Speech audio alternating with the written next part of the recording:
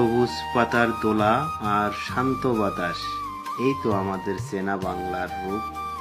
বর্ষার এই সময়ে গ্রাম বাংলার মাঠ জুড়ে এখন শোভা পাচ্ছে সোনালী আঁশের স্বপ্ন। আমাদের পাট ক্ষেত, এক সময় এই পাটকে বলা হতো বাংলার সোনালী আঁশ। আজ প্রযুক্তির যুগে এসেও এর গুরুত্ব একটুও কমেনি। পরিবেশ বান্ধব এ ফসলের সোনালী সুতো দিয়ে তৈরি হচ্ছে নান্দনিক সব জিনিসপত্র, যা বিশ্ব দরবারে তুলে ধরছে আমাদের পরিচয়।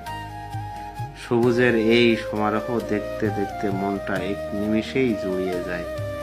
যান্ত্রিক জীবনের ব্যস্ততা ভুলে প্রকৃতির এই শান্ত রূপের মাঝে হারিয়ে যেতে কার না ভালো লাগে। সবুজ এই মাঠ যেন আমাদের মনে করিয়ে দেয়, প্রকৃতির চেয়ে সুন্দর আর কিছুই হতে পারে না।